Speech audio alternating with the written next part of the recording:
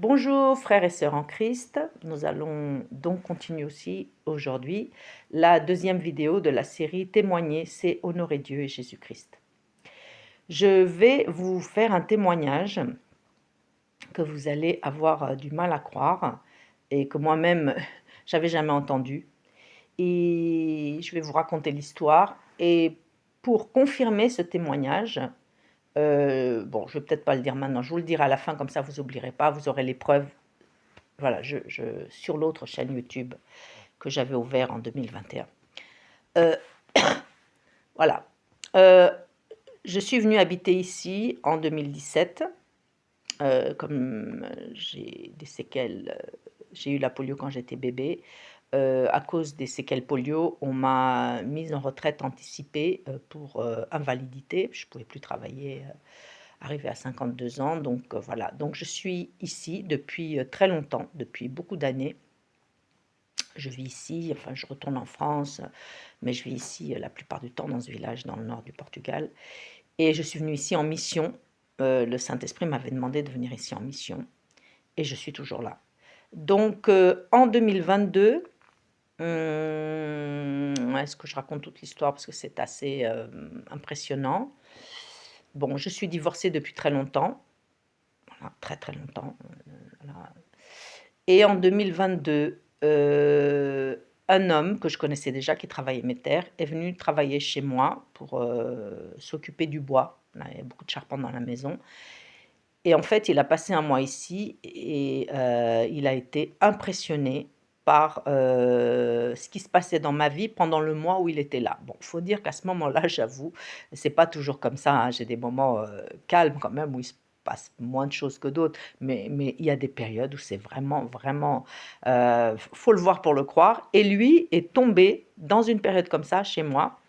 Et je me rappelle, il venait travailler, bon voilà, tous les jours. Et je me rappelle un jour, il m'a dit comme ça, mais ta vie, c'est mieux qu'une telenovela brésilienne. Alors, les telenovelas brésiliennes qui inondent les chaînes au Portugal, c'est des séries avec des péripéties à n'en pas finir. Enfin, bon, c'est très, très regardé au Portugal depuis. Oh là là, j'étais jeune, il y avait déjà ces telenovelas brésiliennes. Et donc, ce que ça fait, c'est que sans trop lui parler de Dieu et de Jésus, c'était pas le but, hein, il venait travailler chez moi. En plus, il me connaissait déjà, mais de vue, enfin de vue. Il travaillait méchant, mais il ne venait chez moi que pour être payé depuis des années. Sauf que là, il était dans ma maison. Et ce qui se passe, c'est que ce que je ne savais pas sur cet homme, c'est qu'il avait été un bien-aimé de Dieu dans sa jeunesse et il avait tourné le dos à Dieu complètement. Il s'était vautré dans la drogue, l'alcool et autres depuis sa jeunesse. Et donc là, en fait, ce qui se passe, sans que moi je parle de Jésus. Bon, des fois, il m'a posé des questions sur la Bible, mais pas trop, en fait, hein. Bon, quand il me posait des questions, j'y répondais, mais c'est le fait de voir ce qui se passait chez moi, événement après événement. Il a commencé à se reconnecter avec Dieu. Voilà. Sans que moi, je m'en aperçoive, hein. Voilà. Et puis là, en fait, le Seigneur, tellement enthousiaste de voir cet homme revenir à lui au bout de tant et tant d'années, hein, puisqu'il avait déjà, je crois, 42 ou 43 ans quand il est venu travailler chez moi, l'a envisagé pour être mon époux. Alors là, moi, ça m'a beaucoup surpris. Enfin, je ne vais pas rentrer dans les détails de cette histoire parce que c'est trop long à raconter. Le Seigneur le voulait, il l'envisageait pour être mon mari. Moi, je voyais surtout ses défauts, hein, pour vous dire la vérité. Il était plus jeune que moi, mais ce n'était pas le pire.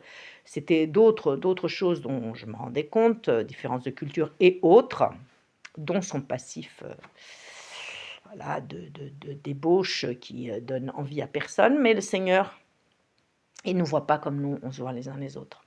Bon. Donc, voilà, je commence à envisager les choses de la manière dont Dieu les voit.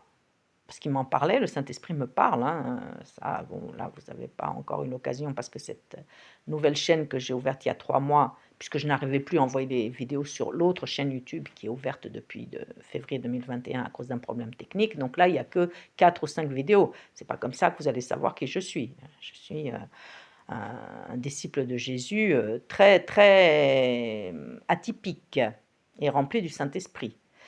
Et donc le Seigneur me parle par son Saint-Esprit et je l'écoute et je lui obéis. Bon, je demande des confirmations et voilà ce qui se passe.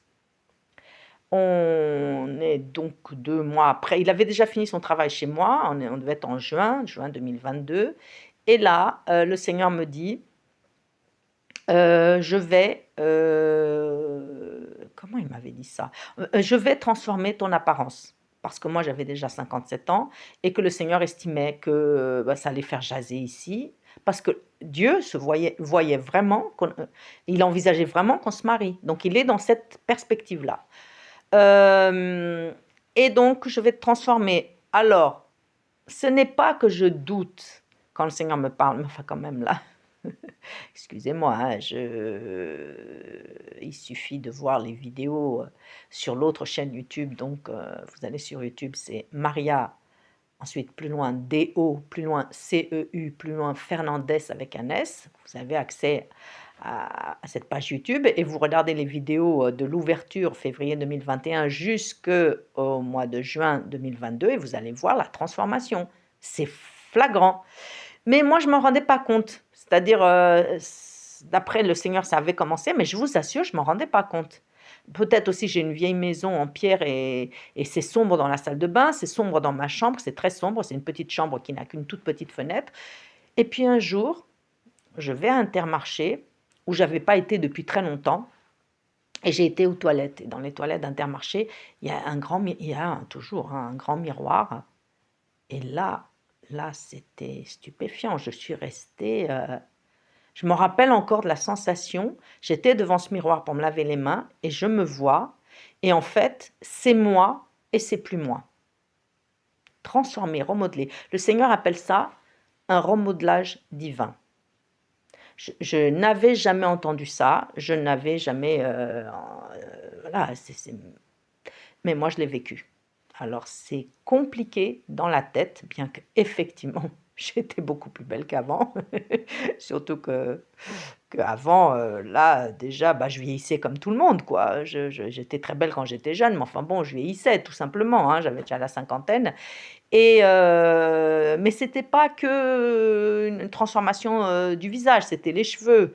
D'ailleurs, c'est pour ça que j'ai pu me couper les cheveux aussi courts, je pouvais plus, mes cheveux ne tenaient plus, enfin la texture du cheveu change. J'avais beaucoup de cheveux blancs, j'en ai encore là, j'ai une mèche, mais même mes cheveux blancs disparaissaient, et le Seigneur voulait aller beaucoup plus loin. Bon, il se trouve que Heu les expressions du visage, je sais pas comment regardez les vidéos puis vous allez voir et vous verrez.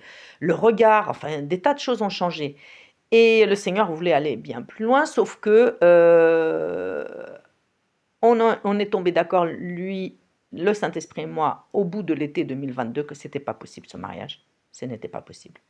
Donc bon, le Seigneur a des espérances en nous, dans chacun de nous. Et puis il nous teste, il nous met des situations. Enfin là, ça ne me concernait pas moi, ça concernait lui, donc cet homme. Et puis bon, voilà, il n'y avait pas de répondant de l'autre côté. Il n'y avait pas de changement, il n'y avait pas, voilà. Bon, donc très bien.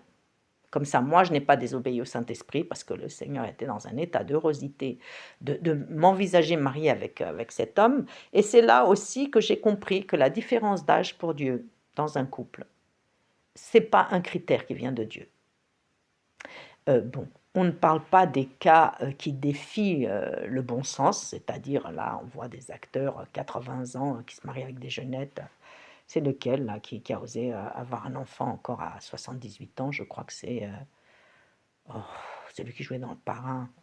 Alors il y a Al Pacino et Robert De Niro. Non mais franchement, c'est clair que le gamin va, grandir, sans père, hein. Il y a des limites dans le bon sens de différence d'âge, mais il y a aussi des limites dans le fait que Les hommes se sont attribués l'honneur depuis, de tout temps à jamais, d'épouser des femmes, plus jeunes et puis ça passe. Bah, là, dans ma situation, moi qui pourtant, ai été mariée à un homme qui avait le même âge que moi et que dans ma génération, c'était comme ça. Les femmes ou avaient le même âge ou étaient plus jeunes ou à peine plus âgées de 2-3 ans, mais la question ne s'était jamais posée pour moi, même si ce tabou a été brisé là depuis ces 20 dernières années. Mais je vous assure, lisez la Bible, c'est écrit nulle part, hein. Une femme plus âgée peut épouser un homme plus jeune, en ne défiant pas des règles de bon sens. Donc là, moi, c'était non seulement une confirmation physique, visuelle, que le Seigneur vraiment insistait pour que cet homme rentre dans ma vie, parce que moi j'avais des réticences, donc on en a parlé pendant tout l'été, puis on est arrivé à la fin de l'été à être d'accord lui et moi, mais il ne m'a pas retiré ce remodelage, comme il appelle le remodelage divin, il ne me l'a pas retiré. Donc j'ai le même aspect quasiment, bon là c'est l'hiver, je suis moins ting que quand arrive le printemps ou l'été, mais il m'a pas retiré, le remodelage qu'il avait déjà fait sur moi, ni la texture de mes cheveux. Par contre, ça s'est arrêté, il n'a pas été plus loin. Et je vous témoigne de quelque chose qui est incroyable, mais que j'ai vécu, qui a fait un ramdam ici dans la population, parce qu'ils me connaissaient depuis des années, ils me connaissent depuis toujours en fait. Je suis née ici, je venais ici en vacances quand j'étais plus jeune et j'étais là déjà depuis plusieurs années. Ah ben ça, la jante masculine, alors ça les a, je sais pas si on peut dire le mot déchaîné, mais j'ai dû avoir aussi une adaptation au regard des autres, surtout des hommes, sur moi. Parce que jusque-là, voilà, hein, là, ça a été compliqué à gérer, surtout en 2022, et ça l'est encore. Mais je m'y suis faite, je me suis habituée, voilà. Et puis bon, ça n'avait pas de sens que Dieu me retire ce qu'il m'avait donné. Là, ça aurait été un choc. Ça a déjà été un choc en juin 2022 et en juillet, même pour moi, que la population se rende compte qu'en fait, il y avait une transformation physique, surtout du visage. Voilà, elle n'est pas repassée. Dieu sait ce qu'il fait, il a du bon sens. Donc voilà, je vous témoigne de ça parce que c'est un témoignage unique. J'ai jamais entendu une chrétienne ou un chrétien raconter ça, et j'ai jamais vu. Ben, moi, je l'ai vécu. Et les preuves sont donc sur les vidéos, plein de vidéos, puisque la chaîne avait été ouverte en février 2021, l'autre chaîne à laquelle je n'ai plus accès. Il y a plein de vidéos, donc c'est facile. Les preuves sont là, vous n'avez qu'à y aller, vous verrez. Voilà, Dieu a la possibilité de faire en nous des choses qui sont inimaginables. Inimaginable. Il faut dire que moi, je suis une disciple qui obéit au Saint-Esprit. Mais vraiment, et je vous assure, je paye un prix très élevé pour ça, et je le paye encore ici. J'obéis. La plus grande preuve d'amour que je peux donner à Dieu, c'est l'obéissance. La Bible dit, mieux vaut l'obéissance que le sacrifice.